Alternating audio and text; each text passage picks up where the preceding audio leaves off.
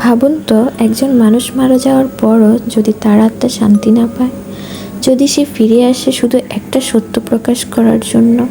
আজকের গল্প এমনই এক ভয়ঙ্কর বাস্তব ঘটনার উপর ভিত্তি করে তৈরি, যা ইন্দোনেশিয়ার লাখো মানুষকে কাঁপিয়ে দিয়েছিল। আসসালামু আলাইকুম, স্বাগত হরিয়েবল এক্সপ্লেইনে। আজ আমরা জানব একটি ইন্দোনেশিয়ান হরর সিনেমা, যা শুধু ভয়ের গল্প নয়, বরং লুকিয়ে থাকা অপরাধ, অন্যায় আর প্রতিশোধের এক শিহরণ জাগানো কাহিনী। গল্পের শুরুতেই আমরা একটা অদ্ভুত সেলুন দেখতে পাই, যেখানে অদ্ভুত সব পুতুল আর মুখোশ রাখা ছিল, যেখানে বিনা নামে একটা মেয়ে এসেছিল হেয়ার এক্সটেনশন করাতে। হেয়ার এক্সটেনশন করতে করতে মহিলাটি বিনাকে বলছিল, কেটে ফেলা চুলগুলো আমি পরে ফেলে দেব। কিন্তু বিনা জানায় সে চুলগুলো তার নিজের কাছেই রাখতে চায়। বিনা চুলগুলো যখন একটি প্যাকেটে ঢুকিয়ে রাখছিল, তখন মহিলাটি বলে, যে চুলগুলো কেটে ফেলা হয় সে চুলগুলো মরে যায়, আর এই হেয়ার এক্সটেনশন মরে যাওয়া চুল থেকে বানানো হয়। এই কথা শুনে বিনার কাছে ভীষণ অদ্ভুত লাগে। মহিলাটি আবার বলে, তুমি তোমার মরে যাওয়া চুলগুলোই সাথে নিয়ে যাচ্ছ। ঠিক তখনই বিনার দুই বান্ধবী নুরুল ও লিনকে সেলুনে ঢুকতে দেখি, কিন্তু নুরুল এই সেলুনে ঢুকতে চায় না বলে সেখান থেকে অদ্ভুতভাবে চলে যায়। হেয়ার এক্সটেনশন শেষে বিনা তার বান্ধবী লিনকে জিজ্ঞাসা করে, তার আন্টি এত অদ্ভুত কেন, আর তার সেলুন থেকে এত দুর্গন্ধ আসছিল কেন।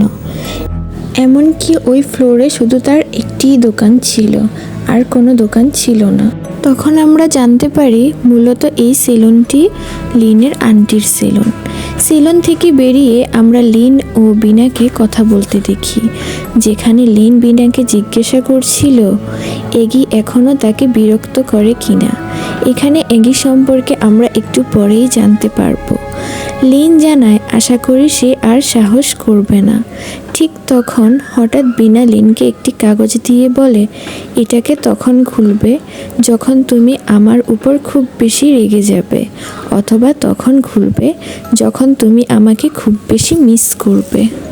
দৃশ্য পরিবর্তিত হয় আর আমরা কিছু মানুষকে অদ্ভুত পোশাক পরে নাচতে দেখি, যেখানে লিন আর বিনা বসে বসে কারোর জন্য অপেক্ষা করছিল। তখন বিনার কাছে তার মায়ের কল আসে।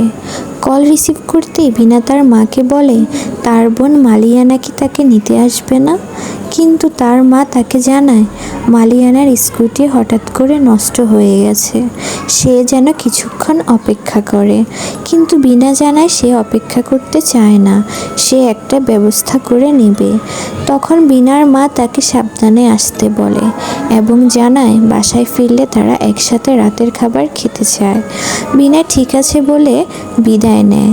আর তখনই আমরা লিনের পরিচিত দুইজন বন্ধু ডিডিন ও জেকিকে বাইক নিয়ে আসতে দেখি। তখন লিন বিনাকে বলে লিন জেকির সাথে বাড়িতে যেতে পারে, কারণ জেকি ওই দিকেই যাবে। তখন বিনা ও লিন জেকি ও ডিডিনের কাছে যায় এবং লিন জেকিকে বলে বিনাকে যাতে তার বাড়িতে পৌঁছে দেয়। জেকি বিনাকে সাবধানে পৌঁছে দিবে বলে আশ্বাস দেয়, কিন্তু তার আগে জেকিকে একটা পার্সেল ডেলিভারি দিতে হবে বলে জানায়। বিনা সমস্যা নেই বলে বাইকে উঠে পড়ে। ওইদিকে লিনও উঠে পড়ে ডিডিনের বাইকে। তখন হেলমেট লাগাতে লাগাতে ডিডিন বিনাকে দুষ্টামি করে বলে জেকির সাথে সাবধানে যাবে, কারণ জেকি এর আগে কোনো সুন্দরীর সাথে কোথাও যায়নি।